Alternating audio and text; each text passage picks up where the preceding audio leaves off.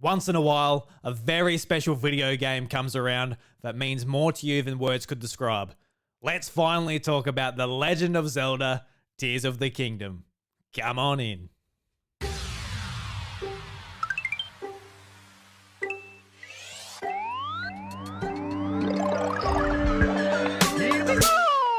G'day everybody and welcome to the House of Mario, the South Australian Nintendo podcast that is backed by a 120 Power Star rating. I'm your host Drew Agnew and the doors to episode 251 are open. Hope you're going well, hope you're having a fantastic day wherever and whenever you're listening to the show. Really happy to be back, cannot wait to jump into another episode of the House of Mario because there's been a couple of months since celebrating 250. And in that very episode, I said to myself, I need to be better about planning my breaks, letting you guys know where I've gone. And I didn't listen to myself at all. It's been a couple of months. It's been the biggest gap in the House of Mario history. And I guess straight off the bat, I do want to apologize for that. I need to be better at letting you guys know what's going on. But I think in this situation, it's a little bit more personal, other than just something that was happening to me. And I will get into that with my discussion of Tears of the Kingdom because I believe they sort of line up very well together. So we'll get into that a little bit later.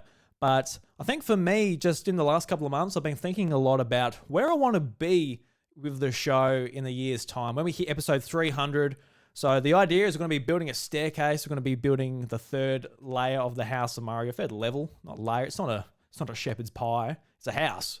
Bloody hell. Imagine if it just lived in a big shepherd's pie. That'd be nice as well. Maybe not. Might be a bit hot. Do you go in it once it's cooked? Don't know. There's a lot of there's a lot of things you got to work out if you've got a big shepherd's pie house, which we don't have time for here. But I want to be proud of where we are in, I guess, 50 episodes time in a year's time. If we, probably won't be a year's time. We've got to be a little bit more consistent for that. So I've been thinking about ways where I actually what do I want to achieve within the next year, and make some changes to help achieve those goals. So what I've been thinking is adding some more stuff to the podcast feed and the YouTube channel.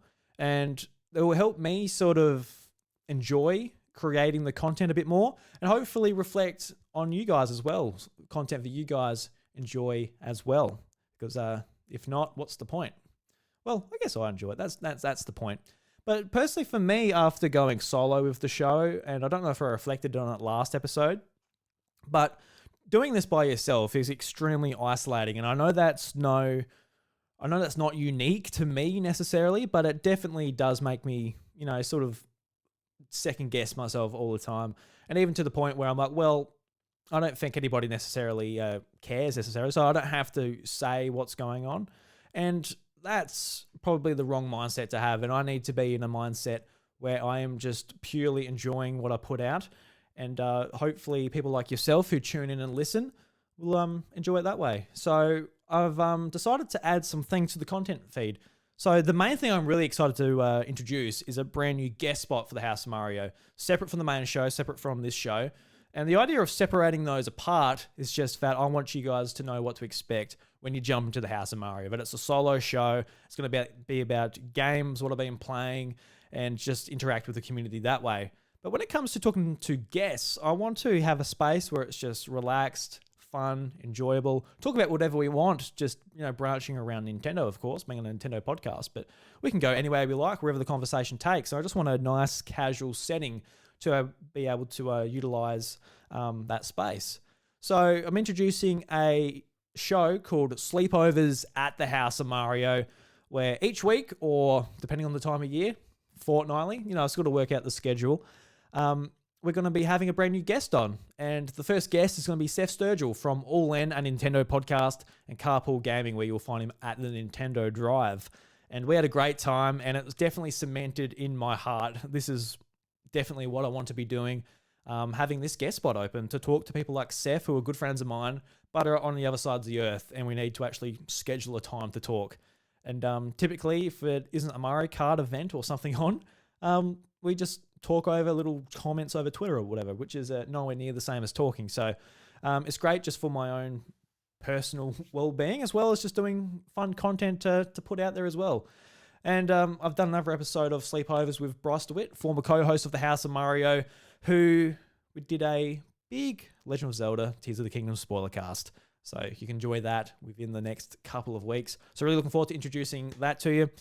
And a bit of a change to the main show, which is the numbered show, which is this very show you're listening to right now. Going to be moving like all of the news out of this and giving its own space. So what that means for this show is it's going to be a little bit more, might be a bit more quick, go a bit faster, but also take some of the bloat out, because for me, like sitting down for an hour and a half, just talking without any gaps, can get a little bit tiresome sometimes. So taking that out, taking like the reading in that, because like for me, when it comes to like a reading, especially maybe 40 minutes since, oh God, brain's already shut down a little bit.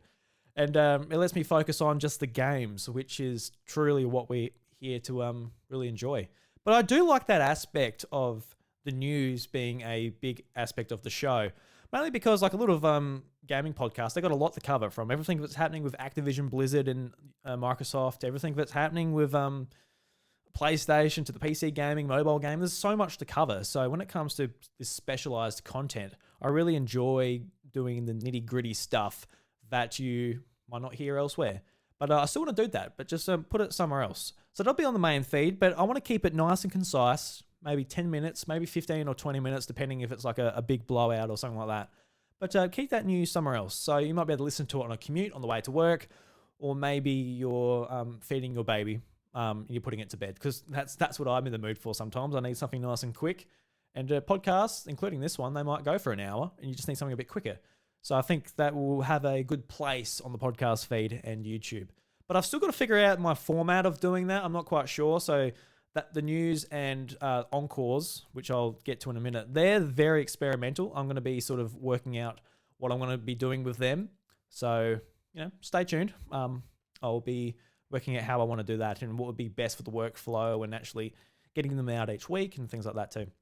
And the fourth thing I just want to touch on is encores, which is going to be a short form thing as well, but it's just going to be just me talking into the microphone and talking about a Nintendo topic that's nice and quick and get it into your earlobes without not taking up too much time, if you don't have time for this main show with a bunch of stuff within it.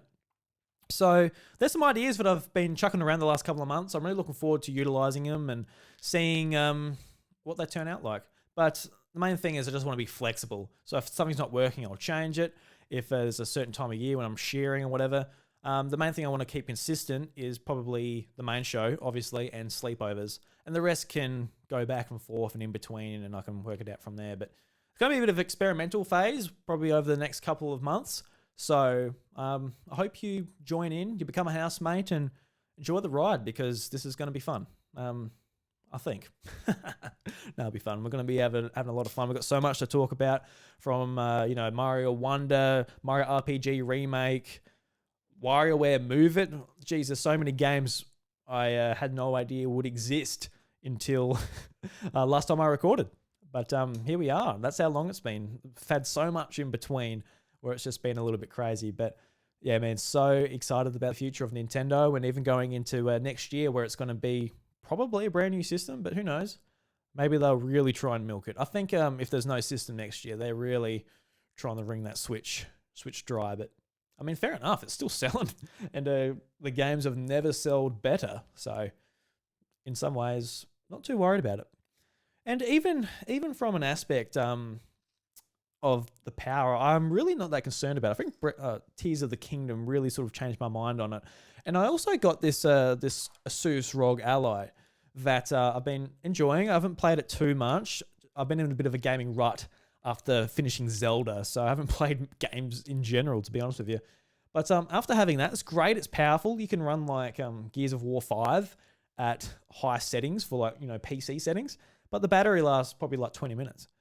And you see like games on the PlayStation side and the Xbox side, they're taking so long to develop. So I'm not that fussed if Nintendo just opts for a relatively weak system again. And it seems like they're going to be going for like PS4 levels of power, which sounds like a pretty decent sweet spot, because we're getting games every month. They might not look as impressive as a PlayStation first party title, but just the the amount of fun you have with them, and just the amount of just pure genius game design, which is in most of them, barring a few of them. They're not all bangers. There's definitely not all bangers. I'm really happy just with the output of Nintendo this year. It's been pretty incredible, actually, from even like second party relationships with the Bayonetta Origins to even Fire Emblem. You've just had great variety, and sort of capping it off now with Pikmin 4. There's so much to love when it comes to Nintendo. So really looking forward to creating content around the company and the games that they make over the next, at least year. I'm not putting a cap on it, obviously, but yes, they are the changes that are happening, and I hope you're all going well. And I do apologize for being away for a couple of months. But enough of that. Let's do some housekeeping. I've got a bit of dusting to do. The Toads at the House of Mario have not done an adequate job over the last month. So let's start dusting by saying that you can support the show by going to Apple Podcasts or Spotify, leaving a 5-star review. I do check them most weeks, just, out of, see if I get a bit of a dopamine hit. See if you guys have left a review and give me a dopamine hit. And it's been a while since I've had a dopamine hit. I've got the shakes. I need some dopamine. So please leave a review on one of those services. You can also watch the show on youtube.com/iDrewby, where I'm actually experimenting with putting more effort into the video. We've got different camera angles. We've got 1, 2, 3. First time trying it. So if you see it all edited together nicely on YouTube, great, it worked. If it didn't, ignore what I just said there. But I definitely would appreciate you jumping over on YouTube. I'm looking at adding a lot more clips from the show and introducing more stuff there. I've got a great setup, got a second camera, and I think it all looks pretty nice. I just got to learn how to put it all together. But definitely appreciate that. And go and check out patreon.com/iDrewby, where from $1 you can get access to exclusive podcasts, which I have not done for a while. So I just want to say thank you very much to my $3 level supporters or higher: Brennan Myers, Oliver Chaston, Samuel Hay, DJ, and Lemonade. Really appreciate your support. And if I'm going to apologize to anyone, definitely I want to apologize to you guys on Patreon who I haven't been there for. But over the next few months, I will be making it up to you with plenty of exclusive stuff. So look forward to that. And any questions, concerns, please fire my way. I'm more than happy to answer them and get your feedback for everything that I just laid out. All right, so let's talk about The Legend of Zelda Tears of the Kingdom. And at the start of the show, I mentioned that this game means more to me than words can describe. And look, you might hear that. So why are you bloody doing a podcast then? Maybe you should just sit there in silence and trying to mime how much it means to you. Well, I can't mime either. So here we are trying to explain how much this game means to me. But we've heard a lot about what people think about it. The game's been covered to death. I'm 2 months late from covering it. And that is a strange experience for me personally, because typically we cover these games, maybe I might record an episode a day or two after the game comes out, have the weekend with it, or maybe at most have a week with it if I'm recording the episode towards the end of the week and the game came out Friday. But for me, this is a game that came out 2 months ago. And, the hype was huge leading up to it. And even weeks after the game come out, people are posting on TikTok, Twitter, YouTube, all of the marvelous creations they've made, all the wacky things they're getting up into the overworld. And even that now has died down, even on my Twitter feed or X feed. Jesus Christ, there's a tangent to go on. What the fuck is Elon Musk doing with Twitter? But there's all of that is just a little bit strange that I haven't been there for covering it necessarily, which is different for me. And I think in some ways I can cover it in a different angle because I'm not just going to gush about it because of the hype cycle that I'm entrenched in. I've had a lot of time to think about this game. I haven't played it for probably over a month. I finished the game and I've been in a bit of a gaming rut since, only playing a couple of 2D platformers just to sort of, play something different that wasn't so time consuming, let's say. But everything that is said about the game in the reviews that dropped soon as the game launched, I 100% agree with. This is a 10 out of 10 video game. This is one of the best games I have ever played. And it's certainly one of my favorite games of all time, up there with Mario Galaxy 2, Super Smash Bros. Ultimate, and The Last of Us Part 2.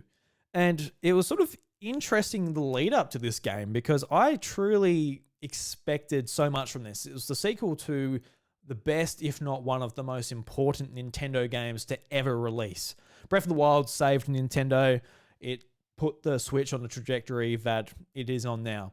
And I truly believe that Nintendo really needed a massive game to hit like that, and Breath of the Wild was what it needed, especially after such a stagnant formula The Legend of Zelda had in its 3D iterations. It was important. So having a sequel to that game was just absolutely tremendous. And what I was expecting, it just doubled as far as what we got. I cannot talk more highly about this game, and I absolutely love it. But we can talk about, I guess, all the things that might have been covered in other podcasts, content creators, reviewers, etc., where it's just like, it's so impressive. It's running on Switch. Just like all of the design, everything going into it, what they've done on top of Breath of the Wild is just revolutionary as far as open world games go. And Zelda games especially, like what this has done for the series, the trajectory that it is now on, from Breath of the Wild, but how it's just been stepped up by 5. It's so impressive. It really is. But for me, this game means so much more than that. It means it's a game that helped me in a really tough time, in a time that I needed something like this. I needed a light to be like, really help me, be a supporter for my family. Because, well, before I get into this, I just want to mention that this is something that's quite personal to me and my family, but I do feel confident putting this here on the podcast because I do have a small audience, and you guys are like family to me. You're like friends to me. You give me your time, your energy throughout the day. There's so many other places you could be, other things you could be listening to, but you choose to be here. So I thank you. And also I just want to be 100% transparent with how I feel about the game, why I feel about the game, and where I've been as well, where I've been the last couple of months. And I have been provided a copy of this game by Nintendo Australia, but I did buy the game. I ended up giving the review code away to a very supportive listener who in the Discord mentioned that they couldn't pick it up at launch. And since, they really helped me through some times. So I, when I was able to help, I threw the code their way. So I hope they enjoyed it. I really do. It's a wonderful game. But going back on track, over the last couple of months, start of this year, I found out the news that my mum had cancer, and obviously this was just a super hard thing to come to terms with. This is something that was really hard to hear, and it's really tough. And probably starting a couple of months ago, I think even the day of releasing episode 250, that's when she started her treatment, and she was in the city, about 4 hours away to get her treatment. So that meant the responsibility of the farm and everything like that was on my shoulders. And I think what was really hard about it is, like, obviously my mum, she's one of my favorite people in the world. She's one of my best friends. She's just someone who has impacted me and made me the person I am, and is just super strong, smart, and all of those things. And it was just a super hard time. Typically we've been very lucky with health in our family. And now with my parents getting to the age they are in their 60s, it's starting to, some things are starting to pop up. And obviously that was one of the major things that was almost a life-altering illness. And I bring this up because I found out that another one of my friends was also going through the same thing with their mum. And I reached out to him and, let him know that he's not alone, that, this is something that a lot of people go through, whether it's themselves or parents or loved ones or friends. And I just want to, let anyone out there who's gone through a similar thing just like know that that you're not alone. But yeah, it was a real difficult thing, and becoming a dad last year, it's really hard. Just like thinking like, what if my son like doesn't remember my mum, someone who's so influential to me, and I remember like my grandparents were so influential to me as well. Even though that like my mum's parents passed away when I was really young, they still had a lot of influence over me, and I really appreciate the time that I spent with them. So that's what scared me the most, was just obviously just the fear of losing my mum, but the idea of my son Lucas not remembering her would have been heartbreaking. Skip forward to now, the treatment's been a success and everything's on the up and up. It's a success story, so that's why I'm able to talk about it here without any tears or anything like that. But the last couple of months, man, it's been really tough, and there's been no point in my life where I felt more of an adult than probably, I don't know, like the previous months this year. Whereas, maybe if you're sick or you feel depressed or something like that, you just stay in bed and you're like, oh, look, I'll think about it tomorrow. But there is no tomorrow when it comes to, being there for your family, whether it is my parents or my wife or my son. I need to be that role model to stand up and, be the rock for, these situations. Whereas, that's the man I want to be. I want to be the strong man who's a great role model and supportive husband. And while I had a great support network, I really, really needed something to be able to reach out and just pull me up from a hole. I just felt like I was in a hole and I could see the sky. I was fine, but if I stay there too long, I'm going to be covered in by dirt and trapped. And 3 years ago, when the Legend of Zelda Tears of the Kingdom got announced at E3, I never thought that it was going to drop at just a perfect time in my life where I really needed the support of a video game. And there are games that come and go. There's many, many great games, but we always think back to particular games in our life, whether it was our very first game we played when we were a kid, or another life event that we can point to. A lot of people point to multiplayer games at college, and maybe Mario 64 when you're a kid, or one of the Mario games. We always have these tentpole games we can point to, be like, oh, that was a great memory. You got nostalgia for it in some way or another. But there are also the games that come around at the time when it might be a breakup with a relationship. It might be a loss of a loved one. It might be something like I was going through. And for me, that was just Tears of the Kingdom. It just fell at the right time. And I don't know if any other game that come along would have gotten me out of that rut more than Tears of the Kingdom did. Just with the amount of excitement I had for it and just how it exceeded my expectations in every level, it was exactly what I needed. And I've never been so thankful for a group of developers than I am for Nintendo for releasing this game. This was just an absolutely tremendous game that I am so happy exists. And I look forward to playing it for many more years. So for the first couple of weeks, I played it a heap. I played it for 75 hours. I know that's pretty much amateur for a lot of people out there who probably put, 200 hours or 100 plus hours at this point. But I only played it for a couple of weeks, honestly. I played it for a couple of weeks, 75 hours, put my time into it, beat the last boss, did 132 shrines, did a bunch of side quests. So I did heaps within the game, got plenty more to do. I still got a lot in the underground to do because the underground scared me a bit, so that's probably where I spent the least time. But I put a bunch of time into it, and it really sort of helped distract me and immerse me in the world of Hyrule and keep me happy and sane, which was great. It really was. It's exactly what I needed. But for me, there was so many aspects of the game that I enjoy the most. I think straight off the bat, it would be the story. The story really blew me away in many aspects. There were times where I was wrapping up the game at 3 o'clock in the morning. So, all right, it's 3 o'clock. I got to go to bed. And I was doing certain things. Well, look, I'll just do this certain point.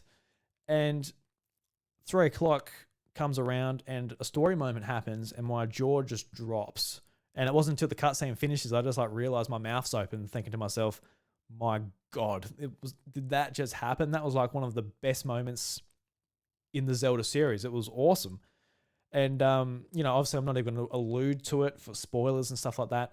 I actually want to do an encore just discussing this moment in a spoiler-filled way. So stay tuned for that if you're interested in hearing that without the spoilers. I'm sure a lot of people who are listening to this have probably experienced a lot of it, but I know I hear people also like haven't even like barely touched the story, even at this point, like 200 hours in. I don't know how you did that. I was so just excited by the story. I couldn't get enough. But it just shows how different people like different play styles.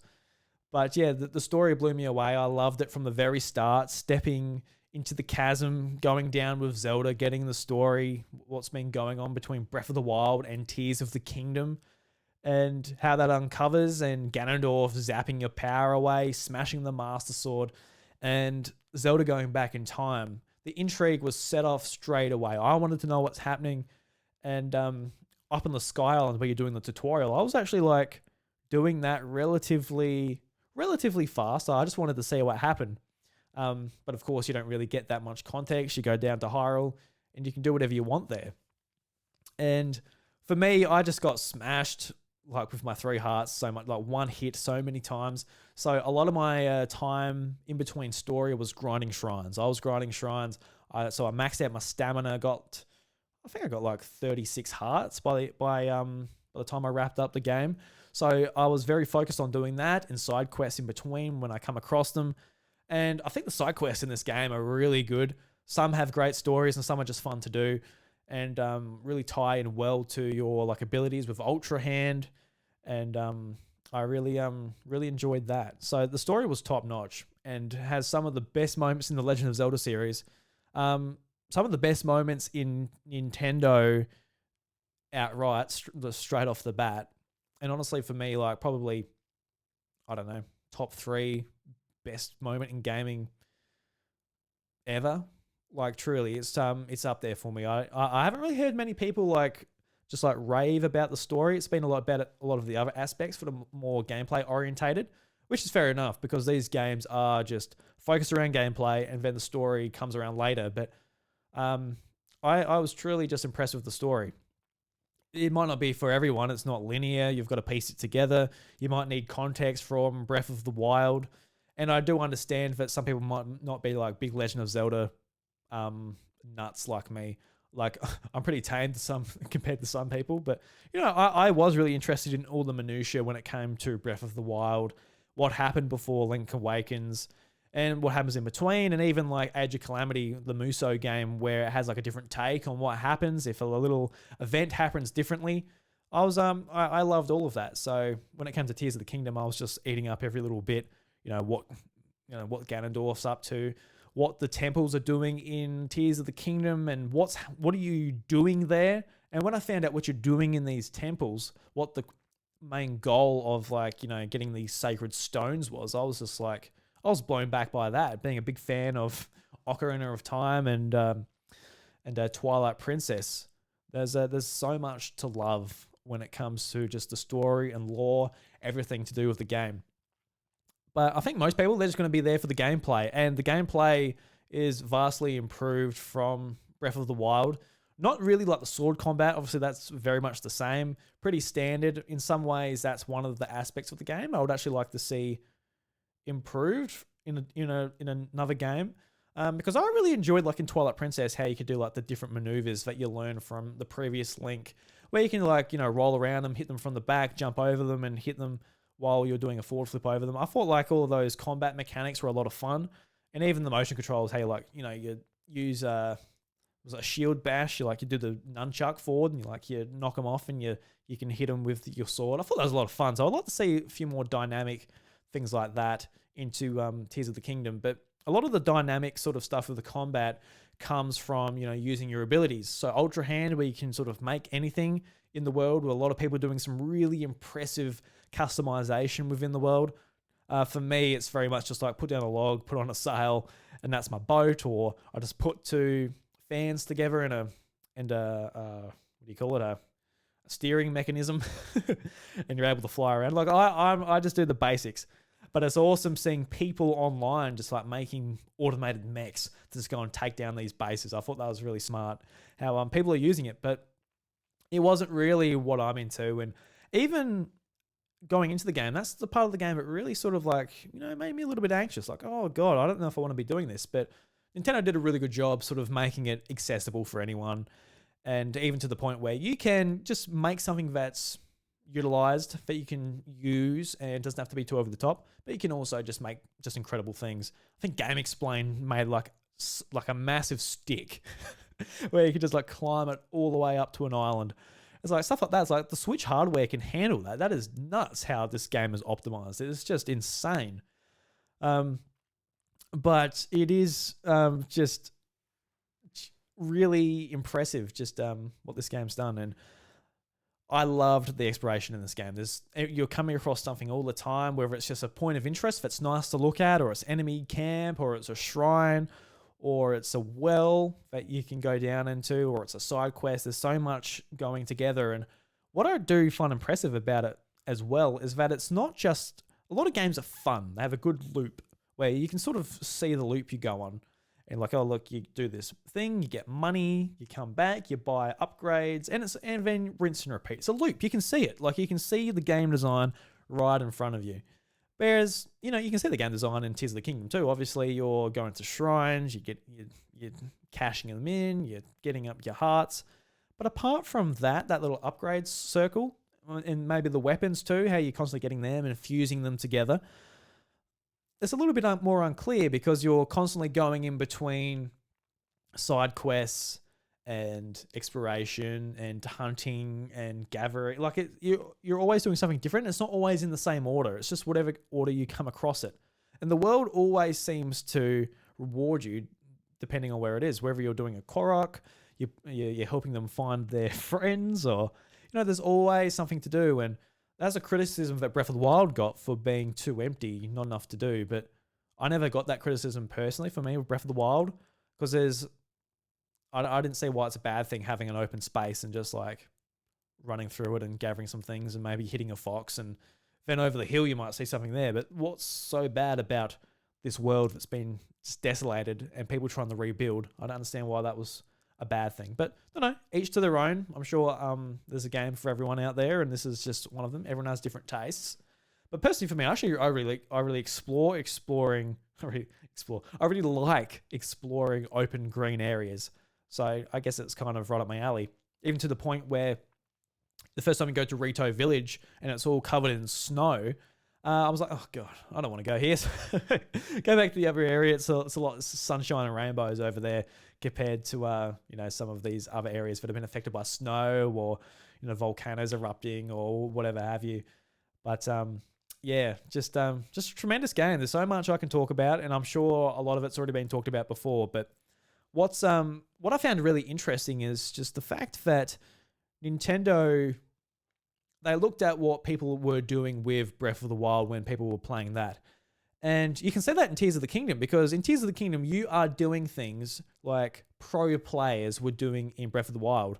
Whereas in Breath of the Wild, they use stasis, they throw themselves like on a rock onto like half the map. But in this, it's just like a simple gameplay mechanic you're being taught in the tutorial area, where you just like go on a glider and you just glide down.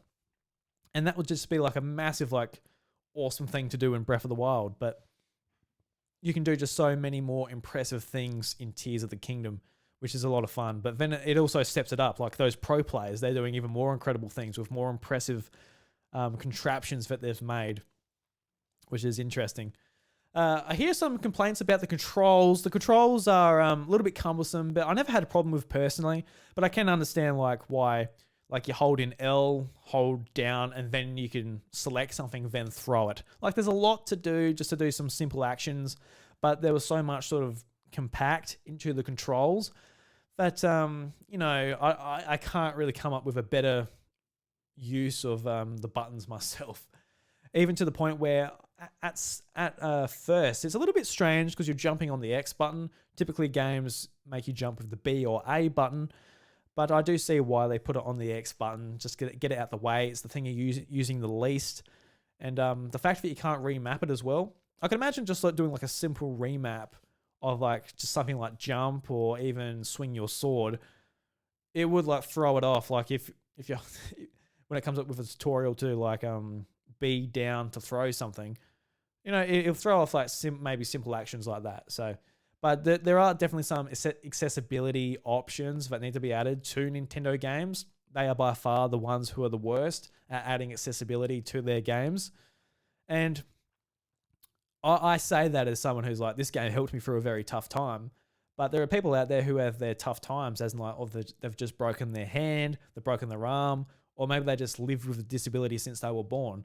I would love people with those disabilities to experience an amazing game like this. And Nintendo makes it hard for a lot of their titles. And this conversation sort of came up to me back in 2018 when Pokemon Let's Go Pikachu and Let's Go Eevee came out. And there was no sort of accessibility options just to throw the Pokeball with a button or a joystick in handheld mode. No, in handheld mode it was fine. It was on the TV. You had to use motion controls. And typically that series was really great for people with disabilities because it was just selecting stuff with the D-pad, pressing A or B, and that's it. And you're able to, use different controllers or just use a finger to do the movements or, whatever appendage you have. So that's something that really stood out to me. So I would love to see Nintendo open up their accessibility because their games are made for the biggest range of people out of any gaming company.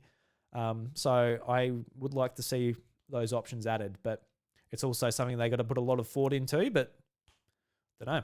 Is that such a bad thing? Put some thought into it. But apart from that, man, I don't have any sort of gripes with the game. The game looks and runs great on Switch. I absolutely loved seeing the developers sort of froth over like the physics of the bridge, how it all interacts. And I actually came across that shrine where you've got to like attach the bridge to the other side to walk over it and you use Ultra Hand to manipulate it. And for anyone that hasn't done the shrine or come across those bits, it's basically like a bridge. Every plank is unique and you can pick up each plank with Ultra Hand and then attach it to the other side. And when I did it, I'm like, well, this is really impressive. I don't think I've ever like done this in a game. Like just had this bridge that's like you can pick up any bit and attach it or whatever. And to me, that was impressive. But it wasn't until like I actually heard from actual game designers who were just like, is this real? Like on any console, PC or anything, it would be impressive. But the fact that it's on Switch, which is a 6-year-old piece of hardware, where the main chip powering it is the Tegra X chip that was in devices in 2014. So just super impressive just technically. And like I mentioned before, it really sort of changed my tune when it comes to Nintendo hardware. If they can make experiences like this on hardware like the Switch, look, if they've got talent like that, they can make it on a toaster. Honestly, they can make games on whatever they like. But obviously when it comes to third-party support, that's when it gets tough because a lot of developers don't have the luxury of being like, oh, look, we're going to just master this hardware and we're going to just make an awesome game. It's like they've got to make games across all of these platforms, and when it comes to fitting it down onto Switch or another future Nintendo console, that's when it's tough. So it might be a trade-off there. But just a really tremendous game, and I cannot sort of emphasize how impressive it is and how important it was to me. It's one of the most important games I've ever played, just with how much enjoyment I got out of it and the time of my life that it hit, and just a real tough time that it got me through, and it ultimately led to me being able to be a better father, son, and husband. So just a massive gratitude to everybody at Nintendo who's been a part of this game. And yeah, it's not like they made it just for me. They sold 10 million copies in 3 days, making a good amount of money. But I've never been so happy to see a publisher be rewarded for its efforts. This is a game that got delayed because they just wanted to polish it for a year, and it shows, man. There wasn't many problems apart from like the duplication glitch, which people actually liked because speedrunners were like, "Oh my god, we can use this and really break the game." But when it comes to actually playing the game and getting crashes or anything like that, no, nothing, which is just a triumph, just in technical aspect in every way. So yeah, absolutely fantastic. Legend of Zelda: Tears of the Kingdom, don't know. I've got to think about it a little bit more, but I've already been thinking about it for weeks and weeks. I think it's my favorite video game, and to say that as a 29-year-old in 2023, to beat the games that have just are drenched in nostalgia at this point, like Mario 64, obviously all the Mario games, even like Twilight Princess and Breath of the Wild. That's a big feat. Because even with Breath of the Wild, I didn't feel like it beat Twilight Princess for me. I had too much nostalgia for Twilight Princess. That was the game that was like my first action adventure game that I owned and I played at home. A lot of like games where I was playing like GTA or stuff on PS2 or Nintendo 64, it was all like multiplayer stuff. And it wasn't until like my first console, the Wii, where I actually sat down and enjoyed just a really long, awesome action adventure game. So a lot of nostalgia and respect for Twilight Princess. And I think the dungeon design in Twilight Princess was just masterful and still hasn't been outdone in the Zelda franchise, including Tears of the Kingdom. So when it came to leveling that up with Breath of the Wild, they were just different. There wasn't too many comparisons I could make. But this one beats it. It's my favorite Zelda game. Might be my favorite game of all time. Not quite sure. But awesome stuff. Love it. Okay. Let's move on to iDrewby's 2023 Gaming Challenge. And this is just, I've pretty much been doing this all year anyway, but just talking about the games that I've beaten throughout the year. And at the very start of the year, I set myself a goal for 24 games completed in 2023. And I've done that. I've done 24 games. I did that, I don't know, a month ago or so now. But I've been in the gaming rut, and I haven't been playing many games. And I was aiming to like double that, go to 50 games, whether it was like games that take an hour to beat, or even games like Persona 5, where they're 100 and so hours.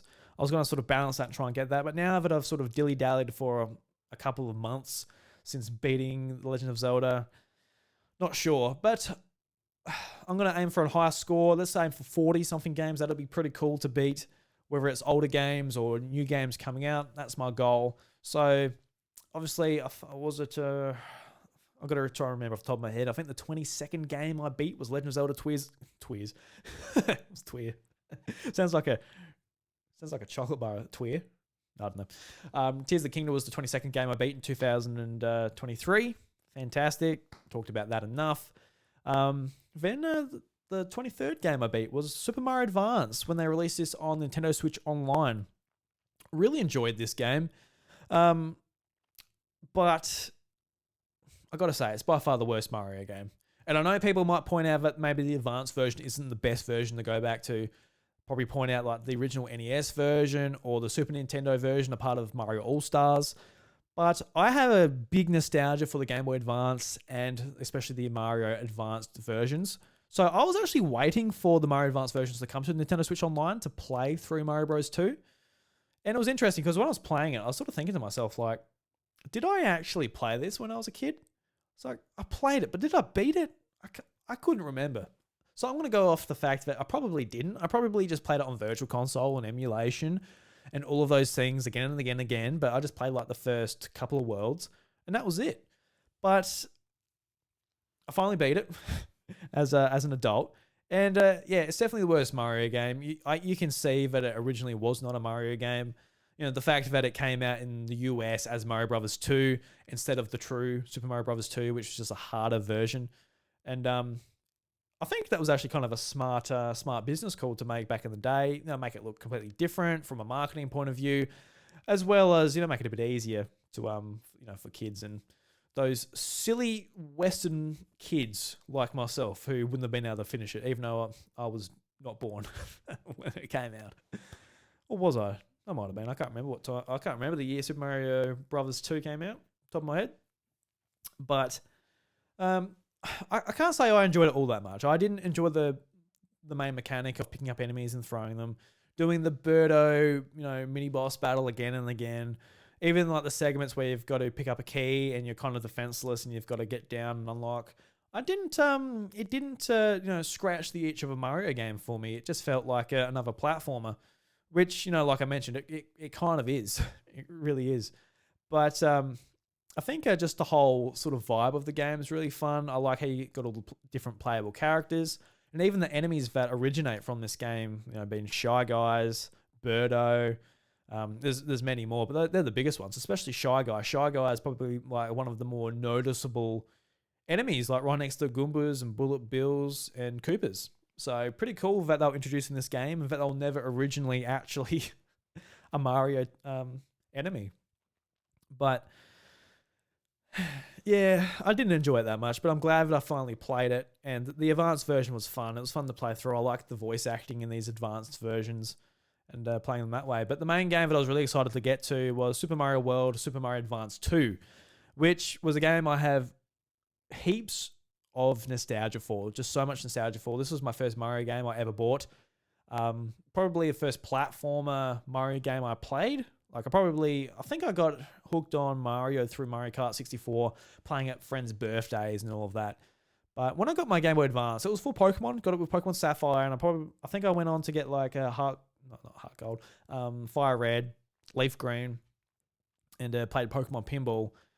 But I thought to myself, like, I probably actually need to get a Mario game. I've got a Nintendo console. I should really actually pick up a Mario title.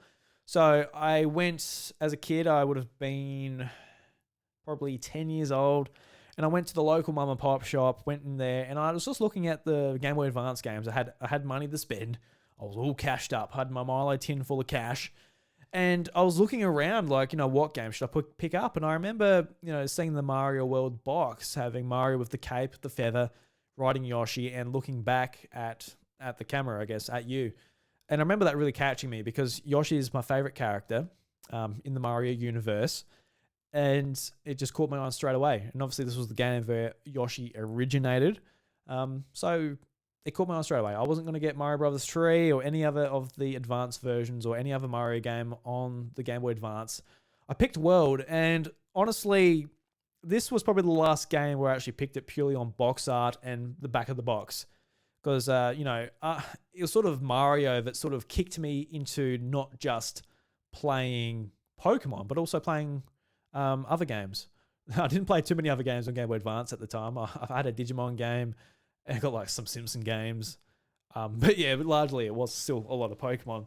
But that was sort of the kick off into like trying other things within Nintendo, and sort of left me on the course to trying other video games just in general, and ultimately getting an Xbox and PlayStation and everything else across Nintendo. So that was sort of my leap out of just being a Pokemon kid as such.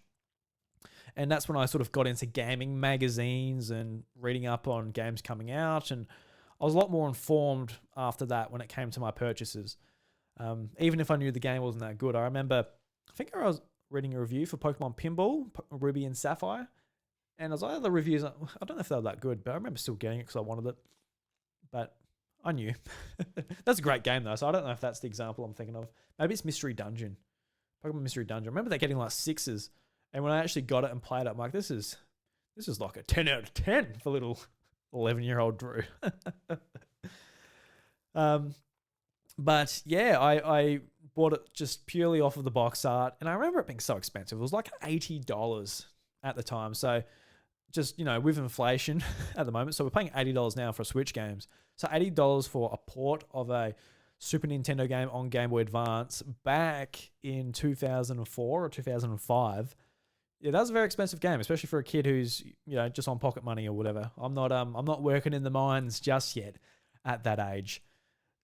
So I've just got such fond memories. Obviously, it was a massive purchase, put a lot of stake into it. I made that decision. I took it home, my very first Mario game, and it paid off in dividends. I could not be happier with the purchase. It's my favorite 2D Mario game. And I remember it taking me ages to get through it. And even like the final boss, you're versing Bowser in the clown car. I remember like struggling with it so much, not understanding what you do. And my Bryce, he actually he must have played it on a Super Nintendo, so he basically beat it for me, showed me how to do it. And then I remember going back to it and just beating it just whenever I wanted, actually like learning how to do it, becoming pretty good at it. But it took me forever to do it.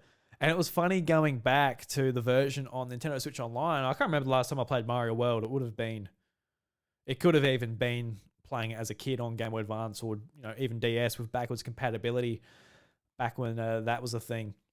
So it was a long time, and I was like, how long is it going to take me to beat it? Because I remember it being a pretty long game, but I ended up beating the game as an adult in about 2 hours. And I didn't do like a shortcut through Star Road or anything. I was just going through levels and beating them and got to Bowser. And there's a little bit of a maze in the last level to get to Bowser. And I'm like, oh God, I can't remember. And I just like sort of fluked it and I got them. Oh, cool. And that was it. I beat Bowser, and that was my game. That was a 2 hour sit down. That was nice. That was just a really nice nostalgic hit.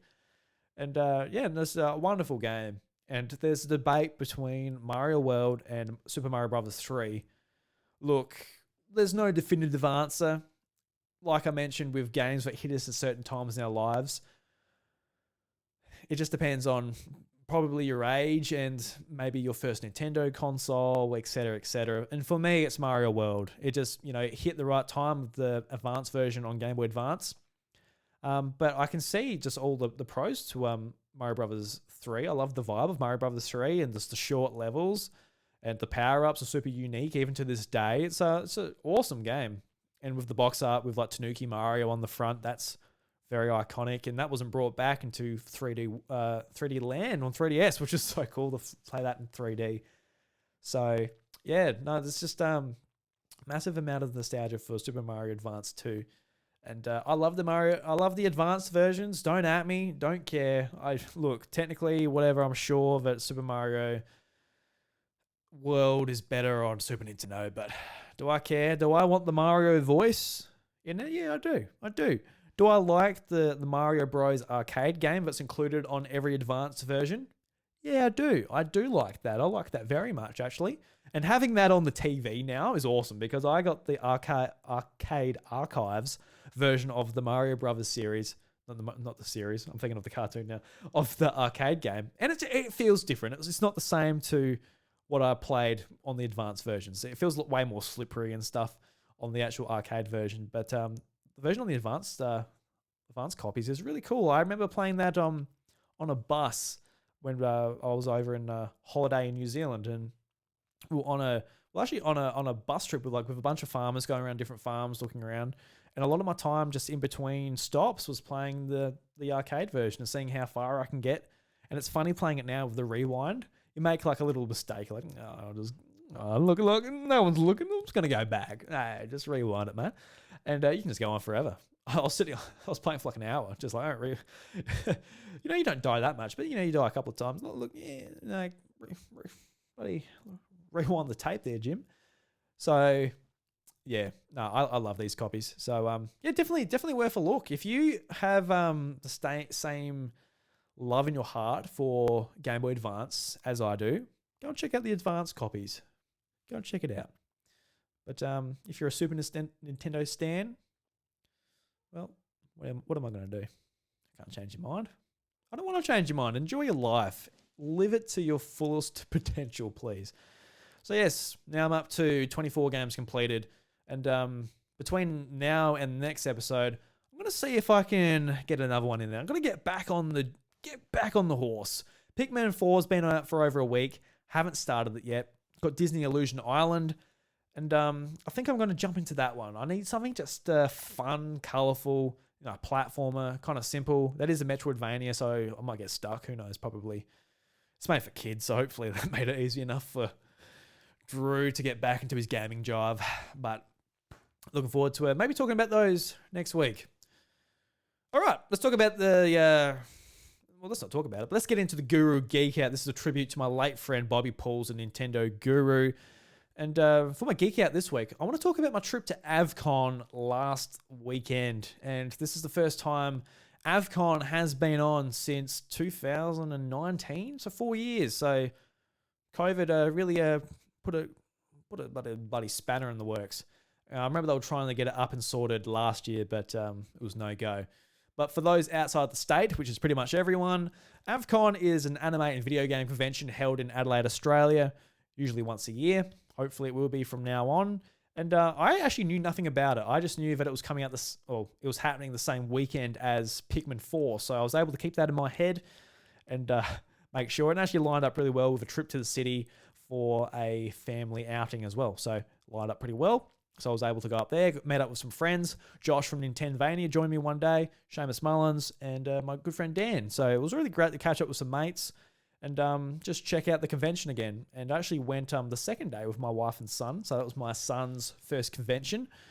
And yeah, that was something. Like I put him down to like run around for a bit, and he just like runs up to like one of the indie developers' signs and starts smacking it and tries to tear it down. I'm like, yeah, right. Might pick you up again, mate. Back in the pram there, buddy. But the first day was great. So it was really nice just to be back in the area. But it's different because like this convention is very much anime focused. And previous years, they have a bunch of theaters throughout the convention center where you can actually go in and see anime screenings, which is really cool to see like brand new anime or maybe some older favorites. And you can just go in there and watch anime. Maybe you've got some sore legs. You just want to sit down, stretch out a bit, and watch some anime. And I actually got back into anime a little bit over the last couple of months since I haven't been playing many games. I've actually been watching a lot of TV and starting a few anime series. Got a subscription to Crunchyroll and been watching the Atelier Riser anime, which is actually really cool. It goes over the events of the first Atelier game, which is great if you want to jump into the third game and get caught up on some of the backstory. Definitely go and check that out. I've also been watching the Digimon anime from 2020, which is basically a remake of the original Digimon series back in that was 1995 or whenever it came. No, 1999 when it came out, which is the Digimon anime that I really loved, and I was watching that at the same time I was watching Pokemon. So very nostalgic sort of thing for me. So I was keen to sort of find out more about anime, but they didn't have those screenings this year. It was very much brought back to just a show floor with merchandise, a few, like there's an area with like a bunch of game stations you can go and play games at, with its free play, tournaments, and just place to hang out. And then there's a massive area for board games, and there's like a central stage where they had a sort of a handful of panels, not too many, nothing compared to PAX or maybe another convention you've gone to, but a decent amount. They sort of like you sit there and listen to a little bit. There weren't any that really stood out to me necessarily because I wasn't into cosplay or maybe some of the anime that the voice actors were participating in the event in. So I didn't check out that a whole lot. But I've got to admit, I was a little bit disappointed by the lack of anime screenings. I would have liked to see a little bit more as far as that goes, because in other years I actually didn't utilize the theater experience, and now that I actually wanted to do it, there wasn't much to do. So a little bit of a shame. But there's plenty of stalls there. There's stuff to do. But ultimately, yeah, there wasn't that much anime apart from stuff you could buy, which is a bit of a shame. And the video game side of things was like a Super Smash Brothers, the Super Smash Brothers tournament. I entered a tournament, and I hadn't played in a long time. So I sat down, had a bit of a practice thing. I got beaten by someone, and a couple of other boys rocked up, and I was able to beat them. So that was cool. That made me feel a little bit good. And when the actual time came, my opponent didn't rock up. So I actually went through straight away to the second match. And I'm like, oh, cool. Look, I'm actually... But then I was like, wait, I haven't had a warm-up, like with round one. And now I'm going to be versing someone who has won a match. So they are going to be serious. And I'm going to go in with like not much going on. So the match finally comes. I sort of reach over to shake hands with this the bloke I'm versing. And, this was just a fun, casual experience for me. But for the bloke who I was versing, maybe not so casual. I basically put up my hand for a handshake. It's like, all right, mate, did I even do a handshake? I can't remember. But I said, hey, mate, how you going? He's like, good. Then he put his headphones on. And he did. I'm like, yeah, right. So, I was expecting just like, it'd be great just to meet some people who love Super Smash Brothers. But this guy was like, don't want to fucking talk, headphones on, you're dead, mate. I'm like, all right. So yeah, I proceeded to get my ass whooped by this bloke. He was playing as Pikachu. I was Mario. I could not even get a bloody hit in. And look, I don't mind getting my ass kicked, but at the same time, it's like you wouldn't even talk to me. You got your headphones on. I'm like, Christ almighty, what's the prize? What's the prize? Are we playing for sheep stations here? I don't think we are. We're playing for a plastic medal. I think they got a plastic medal, the bloke who won. But, I guess it's just bragging, right? So he needs to say something to his mates. But that's what I don't get. Like, you got the competitive nature. I get putting the headphones on to concentrate, but I didn't like the whole thing of been like not acknowledging, not saying hello back, or just, it was really weird. I don't know. It rubbed me the wrong way anyway, and it made the defeat feel a lot worse. But that guy, he did go on to basically be the runner-up for the whole tournament, so that was cool. I guess that made me feel a little bit better. It's not just some random bloke who got their ass whooped. So, yeah, good. So that's kind of my experience. It was just hanging out with friends. I bought some stuff. I bought some Digimon trading cards. I got a Pokemon mouse pad. I don't know. I just got some random stuff that I probably didn't need, but they had the Digimon trading cards for $50 instead of like 130. I'm like, yeah, I'll get some Digimon cards because I like Digimon. I'm into Digimon apparently. Number one Digimon fan at the House of Mario. I'm number one fan for everything at the House of Mario these days. I guess. I don't know. Digimon, the trading card game's cool. I just wish I could play with other people.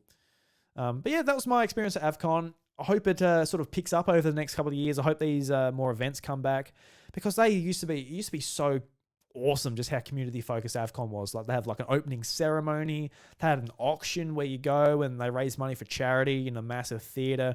The anime screenings, a bunch of stuff you could do. But now it's just like a real small show floor. And I hope that isn't just because they don't want to, or it is because of COVID. And, obviously there's, I'm sure, a lot of politics going on in the background, money that didn't generate over the last few years. I'm sure there's a lot of stuff like that. Maybe similar to PAX, where PAX wasn't as affected as AvCon, I would say, just in what you see. But definitely eye-opening, and I'll go again next year. It was fun. But I might have been a bit disappointed if I went up, especially and paid accommodation.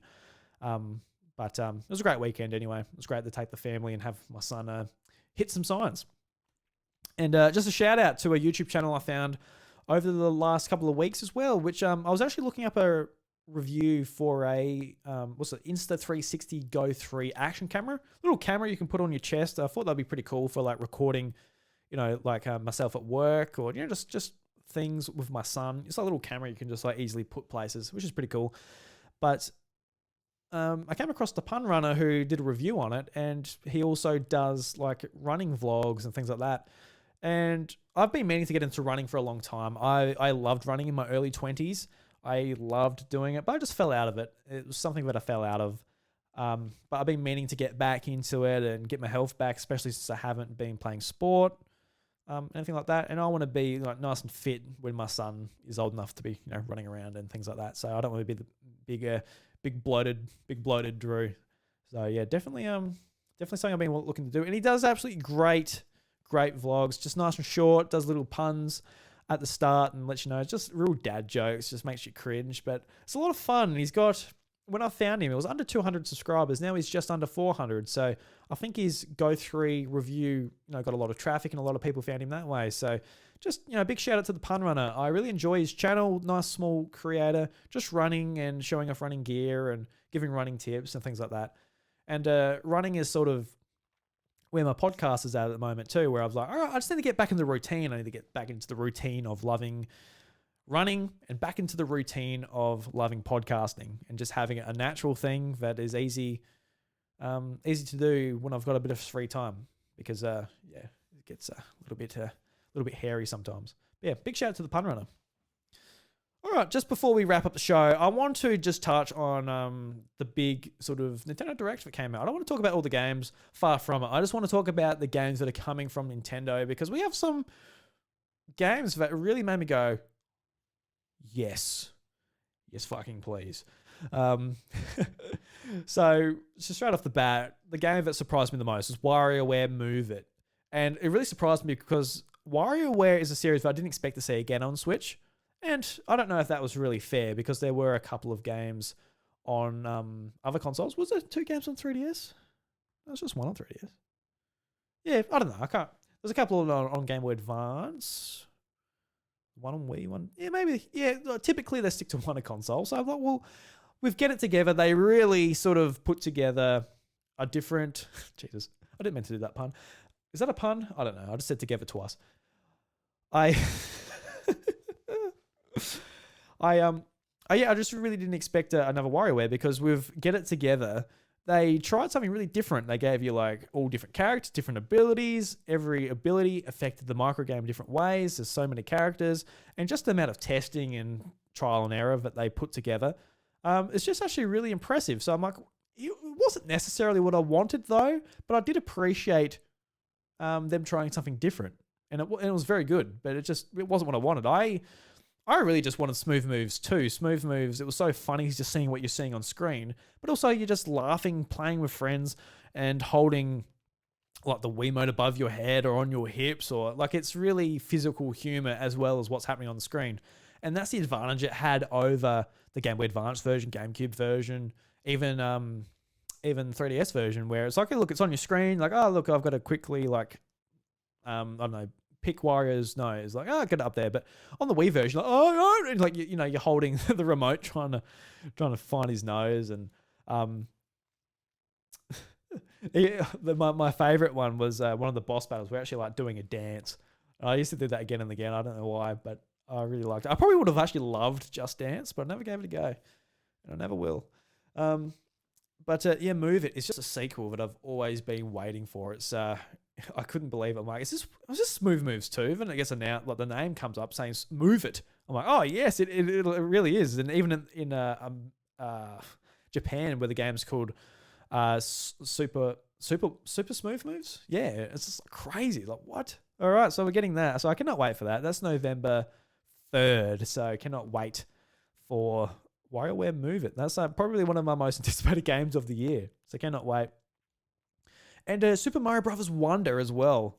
There are rumors that there's going to be a 2D Mario game. I think it made a lot of sense just for the market share that 2D Mario games typically get, especially after the movie. A lot of people are going to be like looking for a game in the holiday season.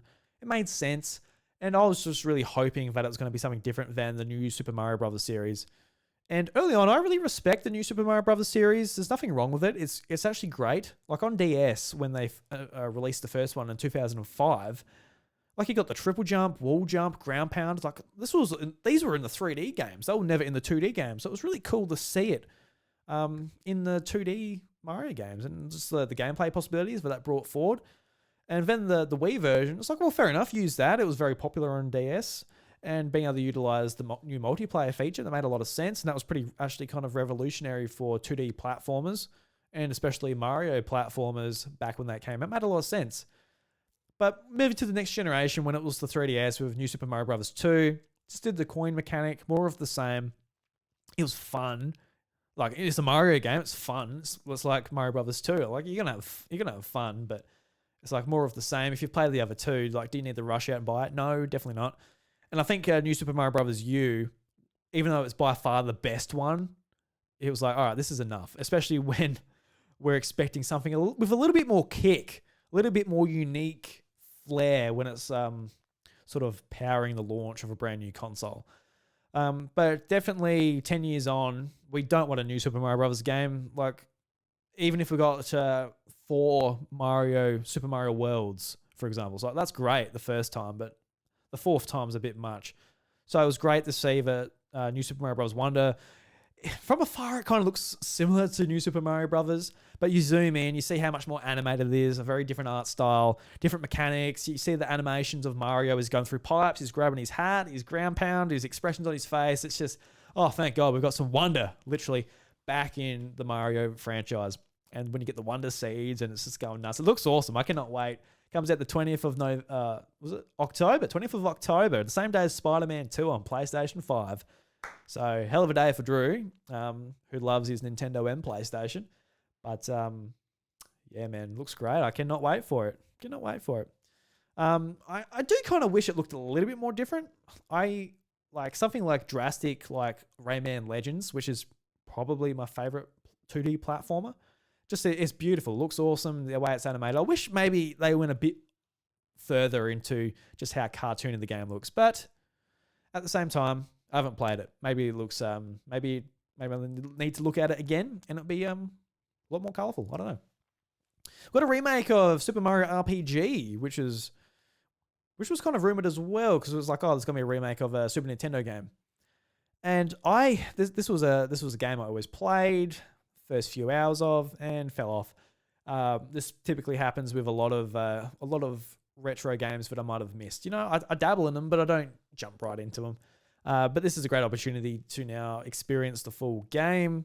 I was either waiting for a virtual console or Nintendo Switch Online to play it, but we're getting a full-blown remake, so I guess they get full price cash, so good on Nintendo. But it's interesting too, because Super Mario RPG wasn't actually released in Australia. It was only Japan and North America. So even if I was older, I did have a Super Nintendo, I still might not have played this game until Virtual Console, and I might have been in the same situation then. But very much looking forward to this game.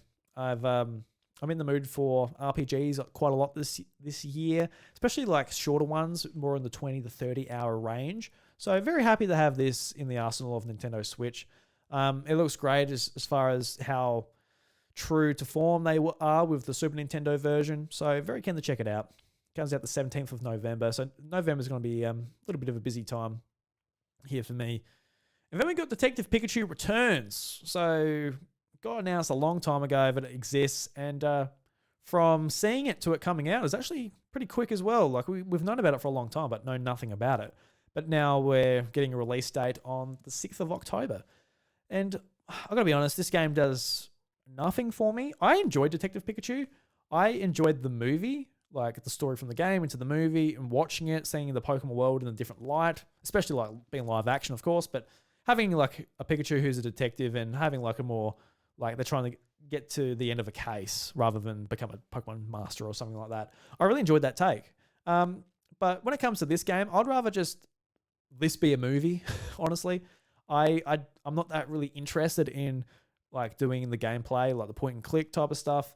And also the graphics. The graphics just, I look at them and go, well, it is a Switch game. I don't want to be too hard on it necessarily, but it doesn't really inspire me to get too excited about it. So I'm not going to lie about that. Detective Pikachu kind of does nothing for me. And will I be making time for it? Look, I've got to look what else is coming out around the start of October. But if anything else is that has my interest even a little bit more, I'll much rather jump into that. Because honestly, for me, I'd rather just watch this game as a Let's Play. I'd rather just sit there and watch it and not interact with it. And that's just the truth, but it is what it is. Not every game's for me. I hope you guys who are looking forward to it really enjoy it. I think we'll have a lot to offer. It'll be a lot of fun. I've been waiting for it for a long time, so hopefully it lives up to that hype. Speaking of Pokemon, we got a trailer for the Hidden Treasure of Area Zero DLC, Pokemon Violet and Scarlet. Still no release date. I think we might be getting a Pokemon Presents soon. Soon? Question mark? Not quite sure, but this didn't do too much for me either. Just, Pokemon DLC, I really loved that they did it for Sword and Shield. I think it's a much better option than doing a third version. I don't think you'll get away with just doing a third version anymore, which is probably why they've done DLC since Sword and Shield. But it's just the whole thing with Scarlet and Violet. Look, I like the game, but it's just so broken and technically fucked that the idea of spending more money on it and playing it again, it's just like, absolutely not. No. Like, if there's a big fix that just like fixes a lot of the technical issues with the DLC, it's like, yeah, I guess, but we haven't got it yet, and we're probably not going to get it. Just Game Freak just doesn't go back and support their games apart from stuff they're trying to sell. So just like a technical fix when the game's selling so well, it's just not going to happen. It never was going to happen, and it hasn't happened yet. So yeah, I don't know.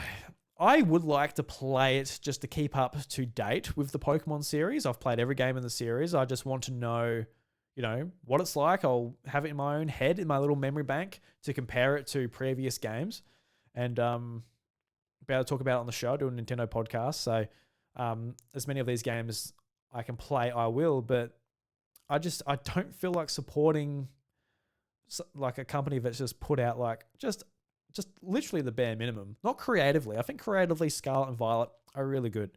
Like the wrap up of the story, I think the open world was fun. Maybe it was just experiencing the new Pokemon, but I think a lot of things they did in Scarlet and Violet were quite good creatively. It's just when it came together with like the engine and how it ran, and you seeing like the lighting flickering and stuttering, and oh god, Christ, and even like the boxes lag, and just don't know. It's a bit of a shame, but That comes out later this year anyway. But that's pretty much the Nintendo games that are coming out this year. So we're getting we've got a couple of months off, but we do have a couple in November. Then October's looking pretty hectic as well, and we're just off the bat of Pikmin 4, which I still need to get to. So bunch of awesome stuff to get to. Really excited about it all. Cannot wait. But that basically brings us to the end of the House of Mario. Next week, I will be taking questions to answer in this segment called Hear from the Housemates. Love to hear from you. Anything about the show, about what you've been playing, Nintendo, anything within the gaming industry at large. Love to hear your questions, topics, all of that. Be sure to leave that on my Twitter or the Discord if you're interested in leaving it there. But just before we head off, we got Doug Bowser's Hot Take. And this is where Doug Bowser, president of Nintendo America, he has some hot takes. And personally for me, don't know if I agree with him, but he just dishes them out. But I'm the one who's got to defend him. I'm the one here at the House of Mario who has to defend a bloody hot take. So this week, the hot take is Mario Kart 8 Deluxe didn't innovate enough compared to its predecessor, Mario Kart 8. And you might ask yourself, Drew, that was just a deluxe version of Mario Kart 8. Why would it be any different? Well, I agree with that, but this is my take, mate. This is someone else's take, so let's get into it. So, oh, God, I should probably do I think I need to do a timer. I'm trying to open my iPad. Not open. Doesn't recognize my face. Has my face changed since I've been doing the show? Has something happened? Has my face fallen off? I think it might have. Might have sagged a bit. Sagged a bit. All right. 1, 2, 3. Mario Kart 8 Deluxe didn't innovate compared to its predecessor, Mario Kart 8. And typically within the Mario Kart series, we see a lot of just innovation between Mario Kart games. Well, the first game, Super Mario Kart, saw just awesome 3D, sort of 3D graphics. But then we jumped to Mario Kart 64 using the 64-bit console, full 3D, new characters, awesome battle mode, Block Fort. Who can forget Block Fort? And every game since always added something completely new. Even from Mario Kart Wii to Mario Kart 8, we saw a massive change just in the ability to be able to drive on walls and use anti-gravity. But with Mario Kart 8 Deluxe, nothing changed. They just added the ability to use 2 items at once and put in the DLC and put it on Switch and said, hey, look, you didn't play it the first time, so bloody play it now, you bloody bastards. And that's the minute, everyone. Thank you very much for listening to my hot take, which was not mine. But that brings us to the end of the House of Mario episode 251. I want to thank you guys very much for listening to the show. I really enjoyed doing it. It's nice to be back. Let me know what you thought of the episode with the hashtag Legend of Drew. Let me know your favorite moment in the Tears of the Kingdom. Spoiler free, of course. You can reach out to me on social media. You can join me on the Discord server. Links in the show notes. But until then, guys, the doors to the House of Mario, they're closed. Catch you later. The House of Mario is recorded in the southeast of South Australia. A massive shout out to those who support me at the Patreon mega tier at patreon.com/iDrewby. Brendan Myers, Oliver Chaston, Samuel Hay, DJ, and Lemonade. Thank you.